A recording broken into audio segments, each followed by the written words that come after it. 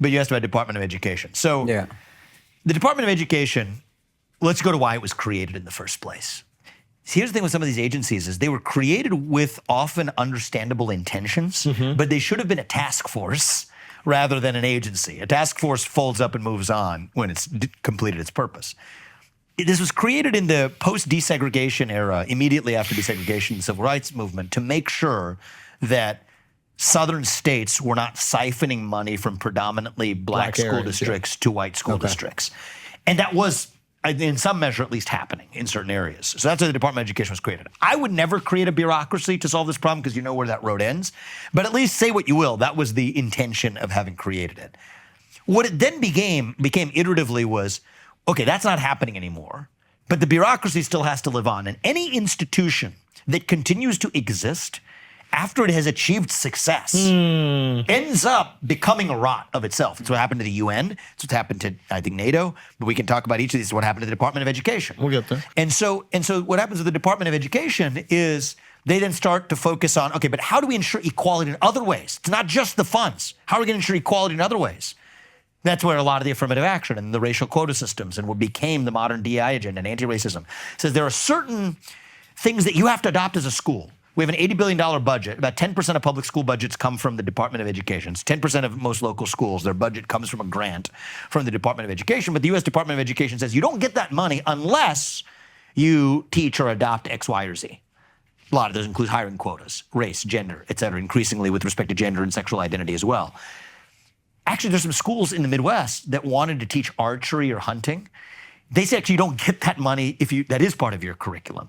So they start to play a centralized God over what does or doesn't end up in the curriculum. And here you have the managerial class. It's the managerial class at its finest. Because those people that work there are not elected, right? They're not elected. Are you kidding me? So this is perfect example of what you're talking about. Totally. The managerial class comes in, they dictate policy, and that policy is not being dictated by the people who should be represented at all. They're electing officials that might go against what the Department of Education wants for these schools, and the Department of Education is still leveraging their power and resources on these schools. And they'll look at those congressmen in the eye and say, yes, sir, and then just continue to do exactly what they were going to do, regardless of what those congresspeople told them to do.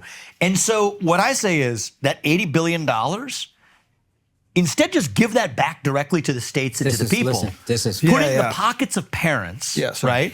Who then get to decide where they send their kids to schools. And while we're doing school choice, we might as well go on steroids here. We're in New York City right now having this conversation. In New York City, the worst schools are the ones that spend the most money. It's actually true across the country too. So bad public school in this city spends about $40,000 per student per year. Good ones in this city, charter schools and otherwise, will be closer to $15,000 per student per year. So imagine if you have that money coming back from the Department of Education to some family in Queens or Brooklyn or Bronx or Manhattan for that matter, it doesn't matter. And they're able to now be empowered to choose where they send their kid to school. 90% of the time, if they're switching their kid from the bad school to the good one, they're sending them to a school that actually spends less money per student. So while we're at it, I'm just saying, let's do this. Let the parent let the kid take half the difference with them. So if it's $40,000 at a crappy public school and $15,000 here, let's just say even it's $20,000 for even numbers. The kid gets to take $10,000, put in the investment account. If you start in kindergarten and that's compounding, that kid graduates with a $250,000 graduation college gift. done. See you later. College and then some, or not college and start a business or become an electrician or go to one-year school. And there's a part of the Department of Education in recent years. Is there some good that the Department of Education arguably does? There's some that is in vocational training. Fine, move that to the Department of Labor, where it belongs anyway. Quick question. So that's how we would organize Why do the this. bad schools spend more? How does that happen? So it's actually the teachers' union's bureaucracy, a separate managerial class.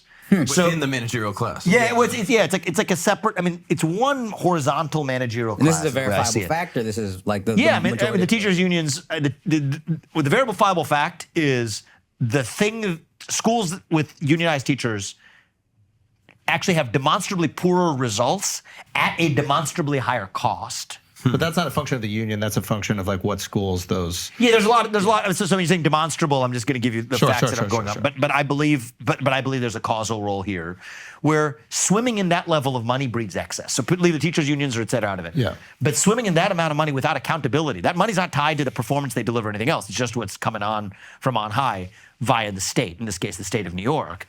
The schools that are actually running on less money are the ones actually delivering better results on a per student basis. Most private schools spend less money per student than the public schools.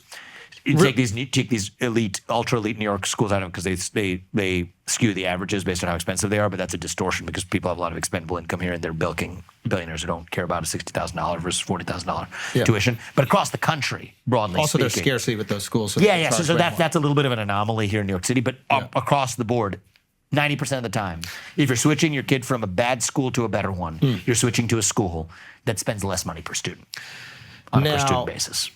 Now, I'm sure there's many reasons for that. But the one tricky thing is, I think that Americans are abundantly aware of these organizations, but not really clear what they do. So when we hear abolish, we go, well, don't we need that shit? Yeah. So with the Department of Education, let's say the Department of Education is abolished. How do we have some sort of agreed upon curriculum that will educate the students to a sufficient level where they can succeed at government regulated tests and then get into the universities of their choice? So I think national standardized testing, and it doesn't have to be run by the government across the board, is an acceptable norm testing, but like the actual curriculum, and that's twofold. How do we make sure that we're teaching our kids? Because you can look at this the in two ways. basic minimums they need to know, and also like. This is going to sound fucked up, but like there is a version of American history that you could also say is bastardized. But I think there's an important version of American history, like teaching the value of the Constitution, teaching Americans like why they're part of this great experiment, and instilling civic education. If that's really important. One of the most controversial parts of my campaign platform was, and I stand by it, is I think every high school senior who graduates from high school should have to pass the same civics test. That every immigrant has to pass in order to become a voting citizen of the country. My mom just became an. Did she? She passed the test. It's not that hard a test. It shouldn't be. I met a 10-year-old girl in Iowa who heard about the controversy. She brought one of the tests to me. It was 100 questions. She got 100 out of 100. 60% of the passing score. She's 10 years old. But they're questions that you wouldn't be shocked that most Americans would fail because that's what happens today if you ask most Americans to take it. How many branches of government are there? What branch of government does the U.S. president lead? Probably some of the harder questions are, who are three people who wrote the Federalist Papers or whatever. We could sort of go down the list. But you lost me on that last one. But you 60%. Go tell that. You didn't see Hamilton? 60%. 60% is a passing score, right? Yeah. And what they do actually for the immigrant population is there's 100 questions, they pick 10. 6 out of 10 gets you through. Yeah. This girl, 10 years old, she took 100 question test. She got 100 out of 100. Yeah. But I don't think that that's too much to demand of ourselves as citizens. Some of this falls on the families. I think it does. I think all education begins with the family, and I do think that there's no escaping the reality that some of that accountability still has to rest at the level of the individual family. And I think part of what happened is you were given the example earlier of that sort of general loss of individual accountability. I think there's a lot to that story where, and one of the things I said in the campaign as well, made some people upset, but the nuclear family is still the greatest form of governance known to mankind. Even go back to the days of Aristotle. You have the individual man who's part of a family, the household. The household is ultimately the form of government, really. And then you have a broader form of government that takes the existence of the household into account. It's been part of the building block of every great country known to humanity in our history. And so I do think that the abandonment of the project of the family, and like giving up on that and believing we have to fill in substitutes for it actually gets it backwards versus saying we have a system that puts that accountability and empowerment. This is the same thing. Empowerment and accountability go together at the level of the family. But it's the same thing we're speaking to. It's like, hey, you guys aren't smart enough to raise your kids. Yep. Hey, you guys are too stupid to have a strong nuclear family. We'll do it for you. We'll do it for you. That's what this is about. You guys are too stupid. And that's what the modern Department of Education is all about. Irritating. Now, are you going to find that what makes it tough is because just to see the other side, you're always going to find, right, a kid who grew up in some like truly broken family and like the father's some, I don't know, people do bad things. I can make up whatever story you want. It's probably going to be a real story that's out there somewhere. Abusing kid, this or that. Yeah. And to say that, well, what about that kid?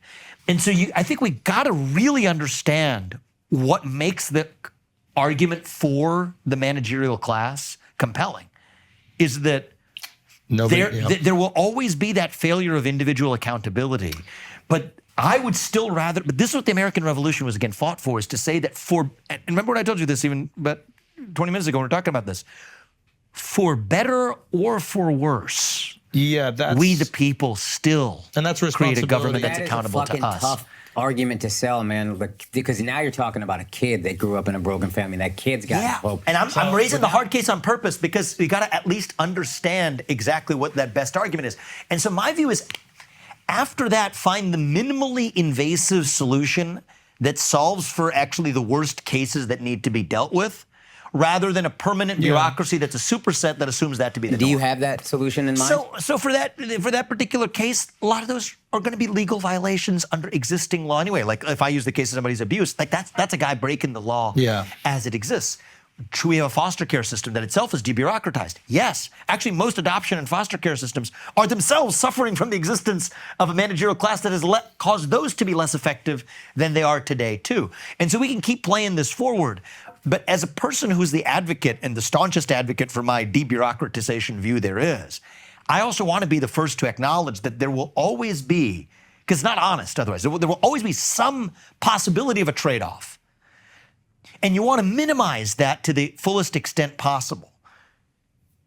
But life and structuring a society like it is about making choices. And for me, the American way is that we choose self-governance and individual responsibility as our way. And the less self-governance we have, the more lifeblood we suck out of that individual responsibility. The point I want to make